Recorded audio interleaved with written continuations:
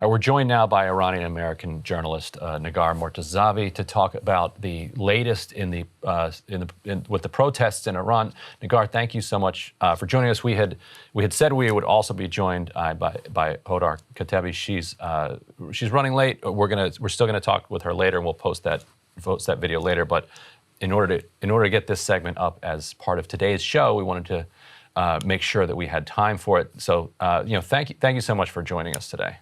Thanks for having me. And I wanted to start a little bit by talking about the unusual circumstances under which you're joining us this week. You were in the news for a bomb threat that was targeted around a conference in Chicago where you were speaking, and you've continued to receive significant threats. Can you the title, I don't know if you'd call yourself an Iranian dissident, but in general over the last several months, Iranian dissident has not been a very kind of safe occupation around the world, both in Europe and here in the United States. So what has the last week been like for you? Well, as you said, dissidents, journalists, activists. I'm an exiled journalist, so I've been living in exile since 2009 from Iran. Haven't been able to go back because of the pressure on me from the regime for my work. So, unfortunately, journalists, particularly female journalists, analysts, some academics, activists, have been receiving, it's been an ongoing trend of online harassment over the past years. It's been documented by multiple human rights organizations, particularly my colleagues who work in the Persian media sphere, BBC Persian, other Persian channels are also receiving a lot of this. And the level has been increasing so much. There's been an uptick in the past 4 years with the protests. Also, the irony is that we receive it from both ends. So we get smeared and attacked by the regime as being accused of mouthpieces of foreign governments if we're US-based. My colleagues at the BBC or friends at the BBC being mouthpieces of the UK government, accused of being mouthpieces of the Europeans. And then by interest groups and some opposition or exiles being accused as being the mouthpiece of the regime. So both ends simultaneously attack us. And, I've been trying to do professional, nuanced reporting, journalism, analysis. At times I've taken break from journalism, have worked with advocacy organizations back into analysis now for a few years, and have been focusing on US-Iran relations for a few years. So I get invited on university panels and shows like yours frequently, and I was invited to speak at the Institute of Politics at the University of Chicago. The event, because of the threat and the harassment I was getting and the Institute was getting, the event was moved online. And then on the day of the event, which was supposed to be held online, with the student newspaper, I wasn't there in Chicago, but with the student newspaper, the university newspaper, the Chicago Maroon, has reported was that the building or the institute received a threat and they closed the building. And the report says that they sent some student staff home. I also heard from the institute that there were canine dogs present. And the event went on. We went ahead online, nevertheless, but under just a lot of threat and pressure. I'm grateful to the institute for still going on with the event, for supporting me, for continuing this event. To the University of Chicago, the whole entire community was very supportive, but there was also, they received a lot of backlash and emails, and there was a document circulating from an anonymous account online with a sample letter that they were urging just anyone to send this letter to the university, and emails of the staff were circulated online, and they were getting bombarded with these emails and some calls. But I wasn't there, so I don't have any firsthand reporting of this, but the good work has been done by some student reporters of the university on the ground. And also I saw ABC Local and another local outlet in Chicago reporting on the threat that the institute received. It's always hard, I think, for Americans to especially Americans that are reasonably skeptical of the media, to parse through and cut through the noise, figure out what actually is happening, what they need to know. So, Negar, what do you think Americans, the average American voter needs to know about what is happening in Iran right now? What are the big takeaways that people should be aware of from your perspective? Well, there is, and I want to again connect it to this story later. This is a byproduct of the brutality that's happening in Iran. A massive amount of violence, brutal violence being committed by the state, by security forces, various different segments of the security forces. Human rights organizations are documenting dozens, tens, I think passing 100 protesters being killed by security forces, shooting with shotguns, with live rounds, sometimes even shooting at people unarmed who are running away. So from behind, largely peaceful settings, very crowded settings. This is, I think, when I saw in the Human Rights Watch report recently, and just unlawful use of lethal force. It's something that the regime has done in the past, but to crack down and suppress protests and dissent. In 2009, mass protests, state used violence to crack down. In 2019, essentially an iron fist. They brought it down in a matter of days, if not weeks. There was a total internet blackout. Hundreds of protesters were killed. Thousands were arrested, many of them given very harsh sentences. And this time around, it's the same. We're seeing protesters being confronted by security forces, either picked up or killed. Some activists and journalists have been arrested. At least 40, I believe, journalists have been documented by the Committee to Protect Journalists who have been arrested, journalists, photojournalists who have been arrested. I've talked to some sources on the ground who are saying they're receiving threatening calls if they're political activists, if they're journalists, to tone it down, to not protest, to not engage in the online conversation, and they're threatening them, security forces, with arrest. So it's a violent and brutal crackdown, and the chants on the street are also against the entirety of the regime, the supreme leader, the Islamic Republic, the corrupt leadership with underlying, political, economic, social, cultural grievances. And at the core of it is also what I find significant is that it's a feminist uprising. It's a feminist revolution with the main slogan being woman, life, freedom, and these iconic images of women and young girls leading many of these protests. And so earlier this week, we had a guest on, Satara Siddiqui, who you were saying that you're familiar with, who's more part of the conservative wing and more of a regime supporter, though she's was willing to be critical of the morality police. And the case that she was kind of making is that this is being overblown by the Western press. That that in a lot of parts of the country you're not even seeing significant protests as you walk around the city. And I'm curious from and basically that most women are satisfied with the sort of moral order. That enough are. Yeah. That it's not a cut and dry black and white issue. And so I'm curious from your perspective, from the sources that you're talking to on the ground in Iran, what is the energy level of the protests? How big are they relative to 2019? Are they bigger today than they were weeks ago? What's their trajectory? How would you describe it? Well, this is seen by Iran watchers. Many of us obviously are doing it from a distance, but as a serious crisis for the regime in a decade, the most serious rounds of mass protests. It spread to every single province in Iran, dozens of cities, religious cities like Qom and Mashhad. The protests were really huge in Kurdistan, in Baluchistan, the ethnic areas where there's also lots of discrimination and suppression by the state against those communities over the years.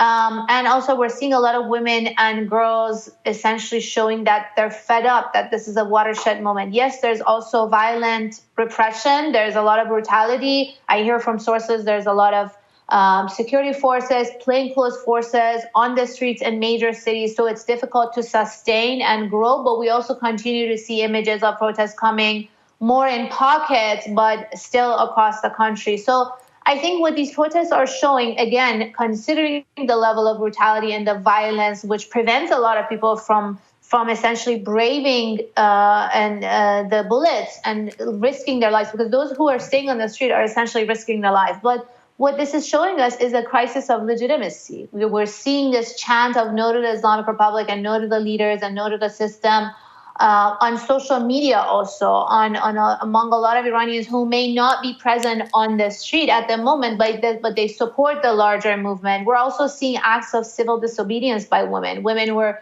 taking off the hijab, be it in the public, ordinary citizens in a cafe. We have photos published and videos coming out of a grandma crossing the street, a girl having breakfast at a cafe, all without the hijab, which essentially is an act of civil disobedience. And also more high-profile people. There was an actress who appeared in a live interview inside Iran, who appeared in a live interview without the hijab, which was unprecedented. There was an athlete in Nazar Akabi, a rock climber, who appeared in an international competition officially on behalf of Iran in an international competition without the hijab. So we're seeing a continuation of these pockets of protest, the legitimacy crisis, and the saying no to the system, to the repression, to the Islamic Republic by a larger population who is expressing it in other ways, online, through the media, and also these acts of individual civil disobedience by ordinary citizens and also prominent figures, celebrities, actors, athletes, and also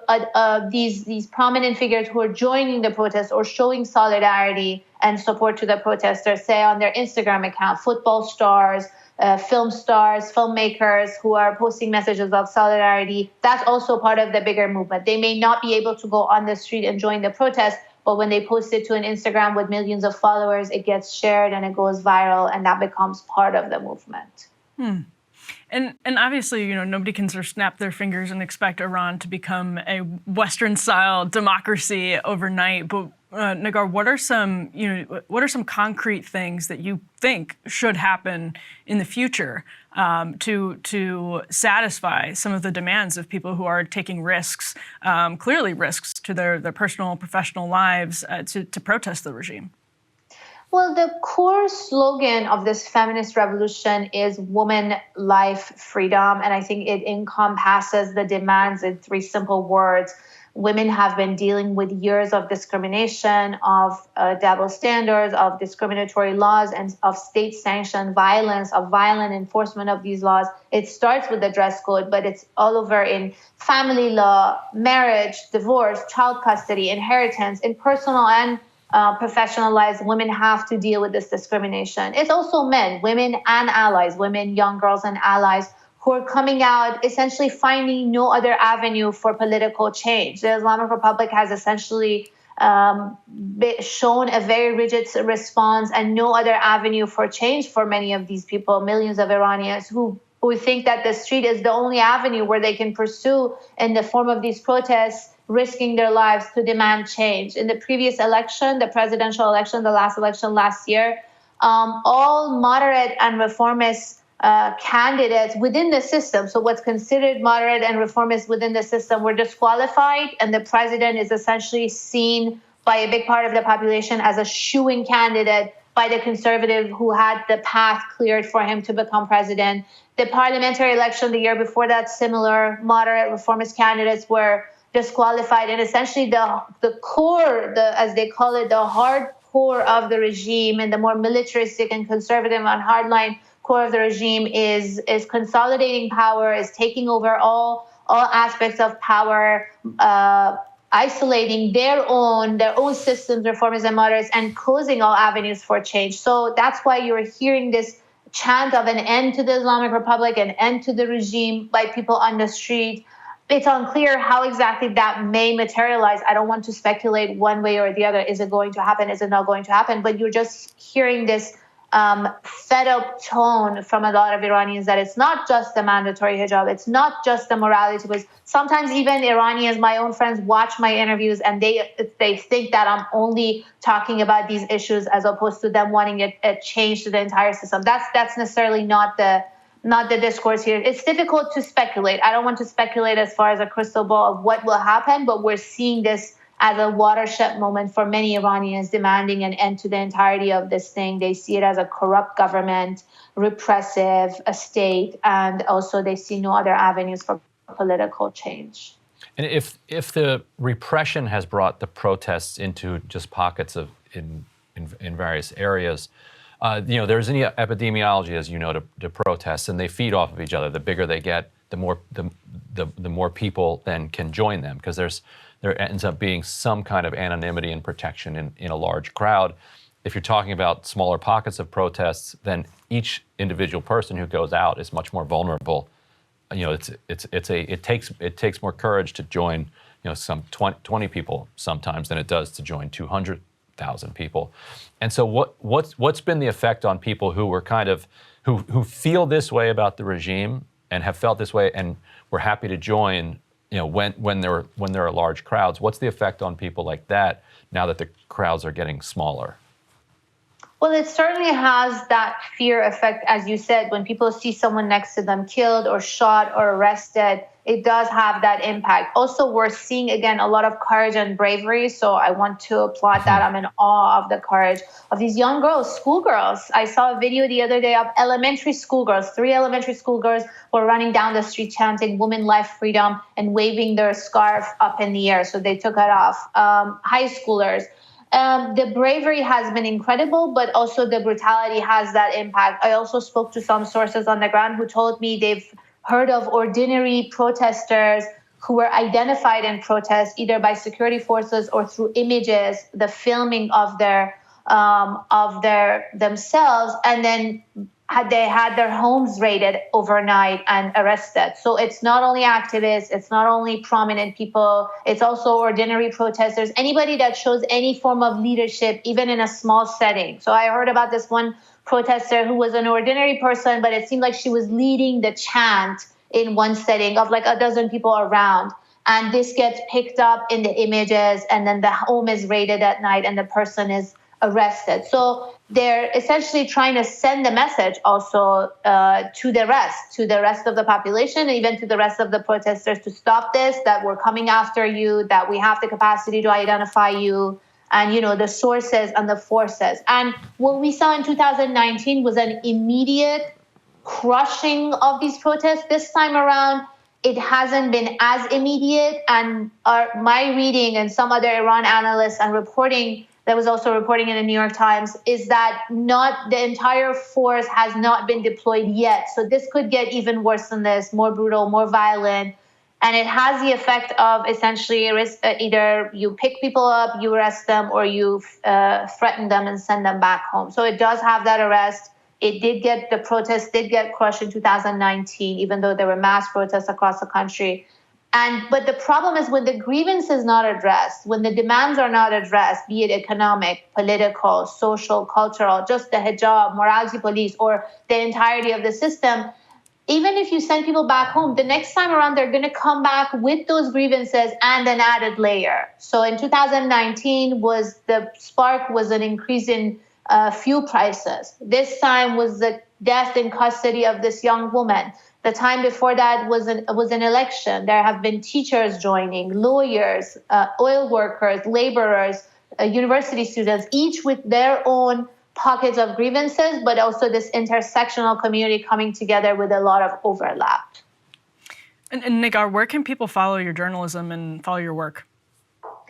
I have a website where I post. I'm an independent journalist, so I do a lot of interviews like this. I post it on my website on Negar Mortazavi. I also have a podcast. I host and edit the Iran podcast, where we do weekly conversations about Iran, Iranian affairs that go beyond just the headlines in the mainstream media and have deeper conversations with experts. I'm also very active on Twitter, not on other social media. I have some presence, but on Twitter is my main place where I post my work, my interviews, and also my podcasts. Sounds great. Negar's written for The Intercept, too. There you go. Yes, I have. Yes. Well, Negar, thank you so much for your time and for your insights this morning. Thank you for having me. Absolutely, we appreciate it. All right, well, that'll do it for this Counterpoints Friday. That's right. Thank you, everybody, for sticking around. Yep, we hope you have a great weekend. Enjoy the wonderful fall weather. Hopefully it's nice where you are. And we'll see you back here next Friday. Counterpoints Friday. See you then. Cable news is ripping us apart, dividing the country, making it impossible to function as a society, and making it impossible to know just what is true and what is false. But the good news is they are failing and they know it. That is why we're building something new, a new mainstream, a healthier one, something more trustworthy, something that we are going to need in one of the most pivotal times in American history. We are building up here for the midterms, for the upcoming presidential election, but we need your help. So if you can help us out by becoming a premium member today at breakingpoints.com, we're trying to change America for the better and the entire world. So what are you waiting for, guys? Go to breakingpoints.com and sign up and help us build a new mainstream.